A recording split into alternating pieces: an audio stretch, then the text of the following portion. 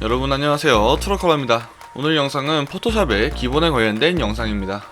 여러분들은 혹시 포토샵을 그림판으로 사용하고 있진 않으신가요? 레이어 마스크, 원본 비파괴 방식, 조정 레이어에 대해서 정확하게 알고 계신가요? 그리고 왜 같은 날 사진도 같은 색감으로 맞출 수 없는지 알고 계신가요?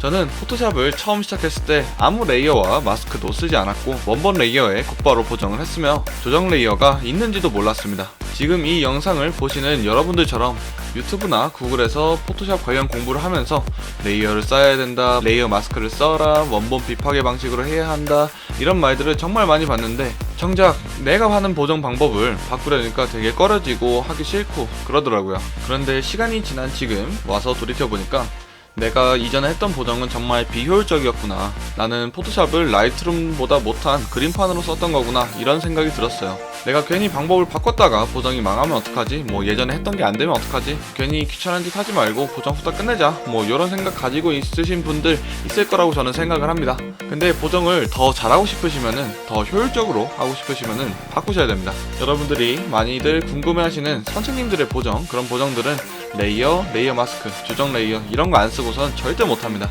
제가 오늘 알려드리는 내용이 여러분들의 보정을 혁신적으로 바꿔드릴 수 있을 거라고 저는 생각합니다.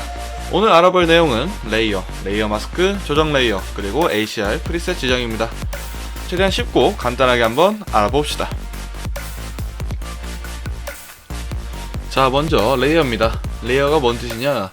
정확한 사전에 등재된 뜻을 보면은 표면에 막이나 층 정도로 설명을 할 수 있습니다. 포토샵에서도 마찬가지로 하나의 층입니다. 레이어는 컨트롤 쉬프트 N 단축키 혹은 레이어 탭의 오른쪽 두 번째 여기 이 단축키를 누르면 생성을 할 수 있습니다. 자, 여기 보시면은 레이어 1과 레이어 2가 있습니다. 레이어 1에는 예진님 사진을 넣고, 그리고 레이어 2에는 조유리님 사진을 넣겠습니다. 그럼 어떻게 됐나요? 레이어 1에 있는 예진님 사진이 지금 안 보이죠? 우리가 상식적으로 생각을 해봤을 때도 똑같은 크기의 종이 두 장을 겹쳐서 놓으면 아래에 있는 종이는 안 보이지 않습니까? 레이어가 늘어나도 이 원리는 같습니다. 결국 제일 상단에, 제일 위에 있는 레이어가 보이게 되는 겁니다. 만약 하위 레이어가 최상단에 있는 레이어와 겹치는 부분이 있다면 겹치는 부분은 보이지가 않습니다. 바로 이게 너무나도 쉬운 레이어의 원리입니다. 여기서 레이어 오퍼시티를 조절하면은 해당 퍼센테이지만큼 이 레이어가 보이게 되는 건데, 이제 100이면은 레이어 2가 100% 보이는 상태고, 이게 오퍼시티가 50%가 되면은 지금 조유리님이 절반만 보이는, 레이어 2가 절반만 보이는 상태가 되는 겁니다. 이제 이거를 우리가 쓰는 보정에다가 적용을 한번 시켜보겠습니다.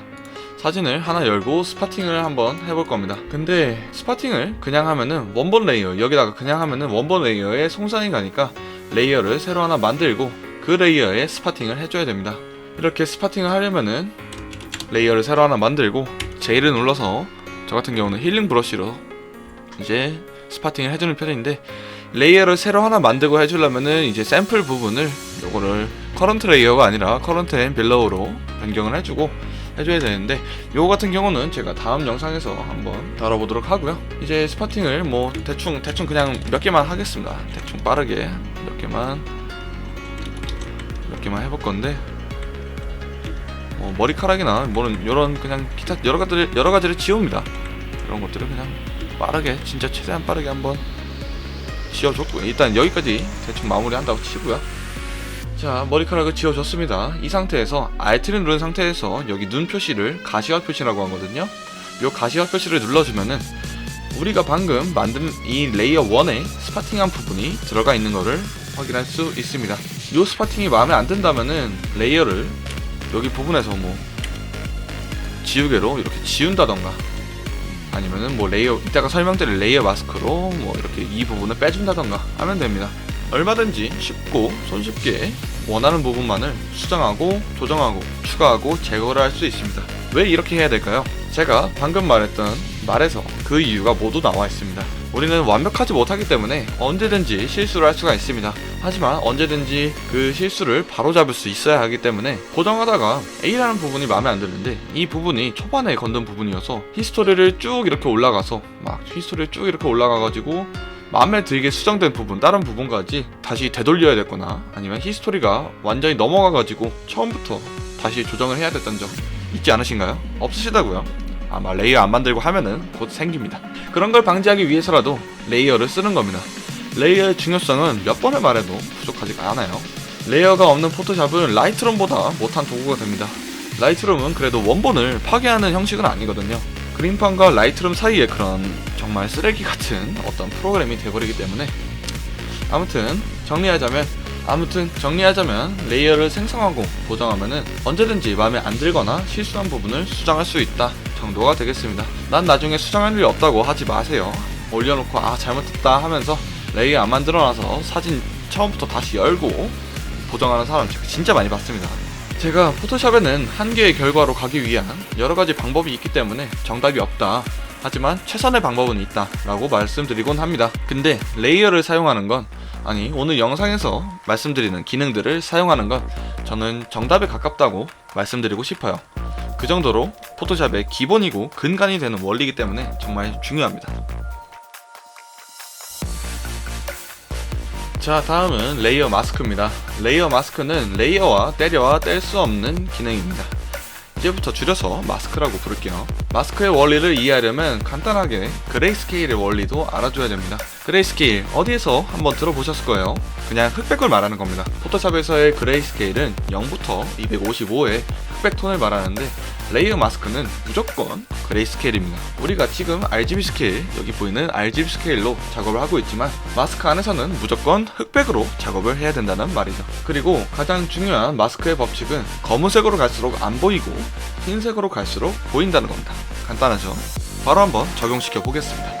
자, 아까 봤던 레이어 1과 레이어 2가 있습니다.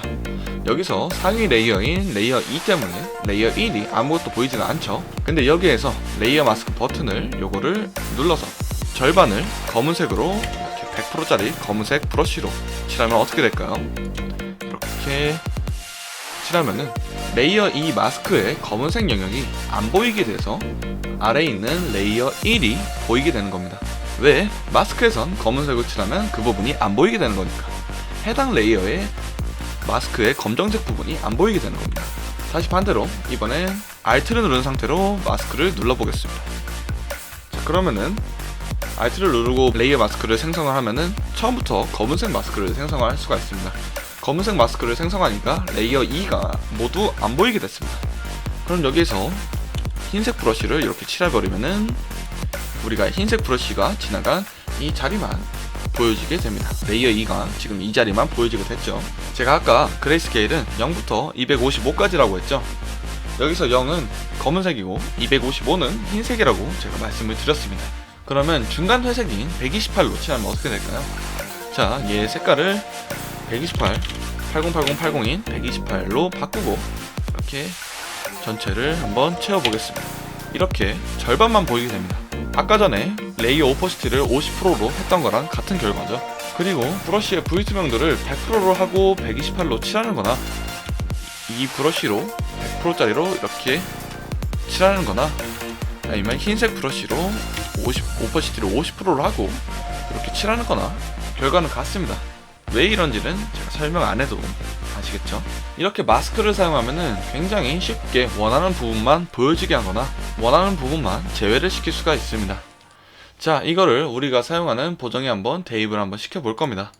저는 마스킹을 많은 부분에 사용하는데 뒤에 설명드릴 조정 레이어나 샤픈 피부결 보정 등에서 마스킹을 많이 사용하곤 합니다. 간단하게 피부결 보정을 한번 해볼까요? 저는 피부색을 선택 색상으로 조절을 하곤 하는데 피부는 보통 붉은색과 노란색 계열입니다. 근데 사람의 입술도 마찬가지로 붉은색 계열입니다. 보통 피부색을 이렇게 대충 조절을 하고 나면은 입술도 같이 색깔이 바뀌죠.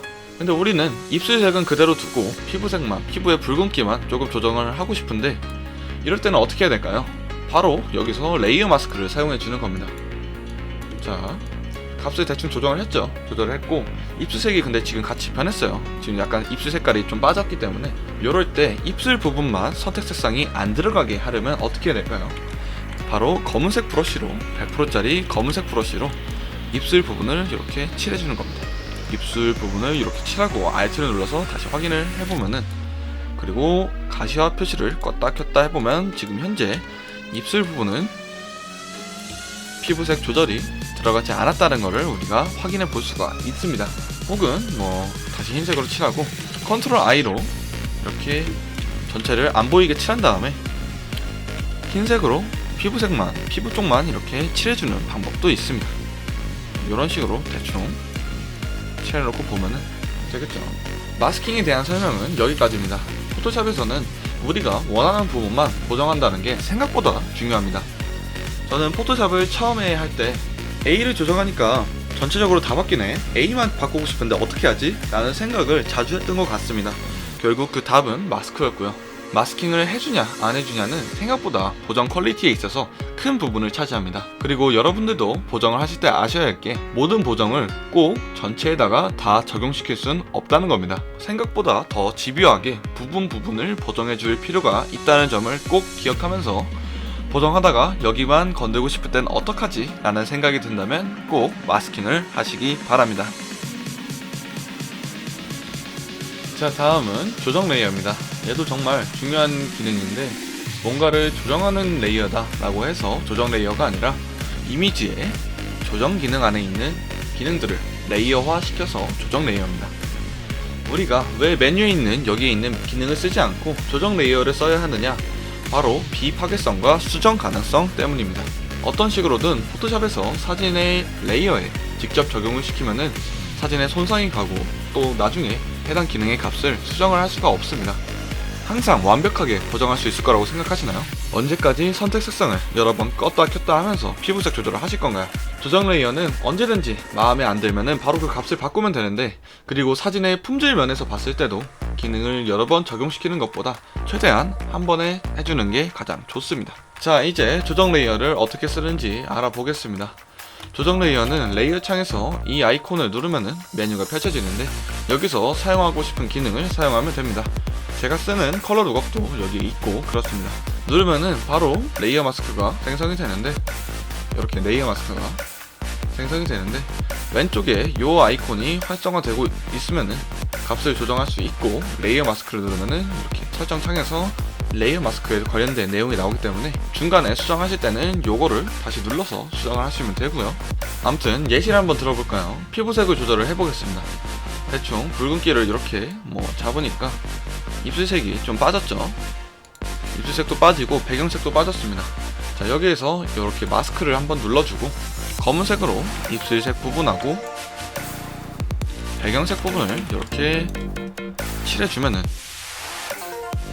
이런 식으로 칠해주면은 원하는 부분만, 원하는 피부색 부분만 적용을 시킬 수 있는 기능이 됩니다. 그리고 원한다면은 언제든지 이 레이어 마스크를 수정할 수 있는 거고요. 이렇게 다시 흰색을 칠하면은 이렇게 다시 적용이 되겠죠.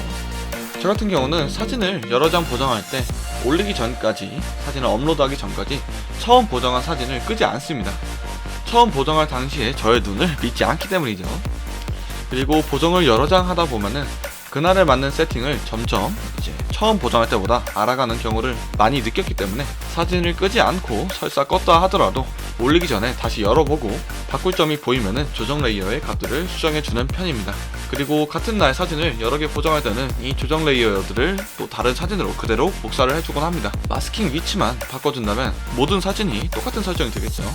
그리고 조정 레이어 말고도 HDR도 똑같은 값으로 먹일 수가 있는데 간단합니다. 여기서 사진에다가 HDR을 키시고요. 여기서 오른쪽에 프리셋 탭에서 오른쪽 아래에 있는 요 뉴 프리셋을 눌러주면은 이렇게 원하는 설정값만 저장할 수 있는 창이 나오는데, 전부를 다 체크를 하시면은 전체가 다 저장이 되는 겁니다. 값을 대충 바꿔볼까요? 익스플로저를 5짜리 플러스 5짜리를 그냥 저장을 해보겠습니다. 노출 플러스 5 저장을 하면은 껐다가 HDR을 다시 켜고 이렇게 다시 들어가서 이렇게 하면은 저장이 됩니다. 제가 이전에 저장했던 것도 이렇게 다시 볼 수 있어요. 임시로 했던 거, 옛날에 다른 거에서 했던 거, 이런 식으로 저장을 다 해놓을 수 있기 때문에 이게 로우 파일에서만 이렇게 저장할 수 있는 줄 아시는 분들이 종종 계시는데, JPG 사진에서도 이렇게 프리셋 들어가서 저장하면은 충분히 저장을 할 수가 있습니다. 이제 로우 파일 같은 경우는 XMP 파일이 남기 때문에 그대로 가져올 수 있고, 파일만 복사하고 이름만 바꿔주면은 그대로 가져올 수 있고 하는데, JPG 사진 같은 경우는 XMP 파일이 남지 않기 때문에 이렇게 JPG 파일을 여러 개 보정을 하실 때는 이렇게 프리셋을 저장을 해주시는 게 정말 좋습니다. 이렇게 같은 날 거의 같은 값을 사용해주면은 어지간해서는 색이 틀어지는 일은 없을 겁니다. 물론 같은 날이라고 해서 전부 사진이 같은 상태는 아니지만은 프리셋을 불러와서 미세 조정을 해준다면은 원하는 값을 쉽게 얻을 수 있을 겁니다. 자, 오늘 알아볼 내용은 여기까지입니다. 오늘 이 영상에서 보신 내용을 적용하시고 적응하신다면 훨씬 더 좋은 보정을 하실 수 있을 겁니다. 저는 이게 포토샵의 기본적인 원리라고 생각을 합니다. 더 심화적인 채널이나 이런 원리들이 있긴 하지만 이 정도만 알아도 우리가 하는 보정에서 다양한 응용과 멋진 결과를 만들어낼 수 있습니다. 포토샵은 모두에게 평등합니다. 모두에게 같은 기능을 제공하고 있죠. 하지만 그 안에서 어떤 가치를 만들어낼지는 여러분들의 응용에 달렸습니다. 재밌게 보정합시다. 트루컬러였습니다.